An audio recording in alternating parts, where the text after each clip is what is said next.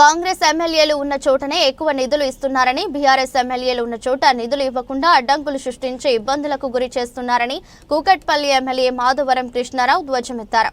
కూకట్పల్లి నియోజకవర్గ బోయిన్పల్లి డివిజన్లో అస్మత్ చెరువు ప్రాంతంలో పరిశీలించి ప్రజల సమస్యలను అడిగి తెలుసుకున్నారు. నెలకు జీహెచ్ఎంసీ నుంచి వచ్చే 60 లక్షల రూపాయల నిధులు మాత్రమే ఇస్తున్నారని, నియోజకవర్గ అభివృద్ధికి 30 కోట్ల రూపాయలు అవసరం ఉండగా ఎన్నోసార్లు ముఖ్యమంత్రి దృష్టికి తీసుకువెళ్లినా ఒక్క రూపాయి కూడా కేటాయించలేదు ఎమ్మెల్యే కృష్ణారావు వాపోయారు. ప్రజల సమస్యలు పరిష్కరించకపోతే పెద్ద ఎత్తున ఆందోళన చేస్తామని కృష్ణారావు హెచ్చరించారు. అధికారులు ఏ పని చేయమన్నా నిధులు లేవని చెబుతున్నారని, కాంగ్రెస్ ప్రభుత్వం అధికారంలోకి వచ్చిన తర్వాత ఎలాంటి అభివృద్ధి జరగలేదని, బీఆర్ఎస్ ప్రభుత్వంలో కేటాయించిన నిధులతోటే అంతంత మాత్రమే అభివృద్ధి జరుగుతుందని ఎమ్మెల్యే అన్నారు.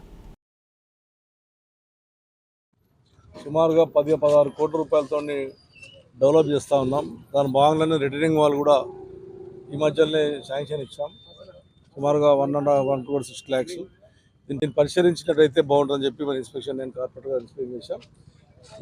ఇక్కడ వాతావరణం చూస్తూ ఉంటే పార్కింగ్ ఎక్కువ ఉంది. మనం చేసిన డెవలప్మెంట్ పక్క పెట్టి కార్లు అవి పెట్టేసి నాశనం చేసే ప్రమాదం కాబట్టి నా ఆఫీసర్ దృష్టికి తీసుకెళ్తాను.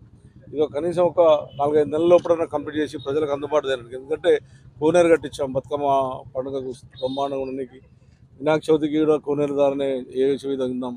ఇలా హైదరాబాద్ నగరంలో వినాయక సాగర్ తర్వాత ఇది ఒక 3వ వినాయక నిమజ్జనం జరగబోతుంది కాబట్టి ఒక మంచి నీటి చేసి పైన ఎవరు వెహికల్స్ రాకుండా గేట్లు పెట్టేసి మంచిగా చిన్నపిల్లలు ఆడుకునే విధంగా వాళ్ళ ఎక్విప్మెంట్ పెట్టేసి యోగా సెంటర్ లాగా ప్లాన్ చేసి వాకింగ్ ట్రాక్ ప్లాన్ చేసి ఇవన్నీ కూడా బ్రహ్మాండంగా చేయబోతా ఉన్నాం.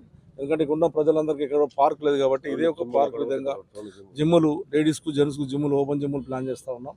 ఇవన్నీ కూడా కంప్లీట్ అయిపోయినట్టయితే ఇక్కడ ప్రజలకు సుమారు 30-40 కాలనీలు ఉన్నాయి కాబట్టి వాళ్ళకి బ్రహ్మాండమైనటువంటి వాతావరణం ఉంటుంది. దాని భాగంగా ప్రయత్నం చేస్తూ ఉన్నాం. ఇప్పటికే 2 ఏళ్ళు 3 ఏళ్ళ వర్క్ స్టార్ట్ అయిపోయి ఇంకొక 6-7 నెలల్లో కంప్లీట్ చేయాలనే ఆలోచనతోనే ఈరోజు ఈ కార్యక్రమం పెట్టుకున్నాం. తర్వాత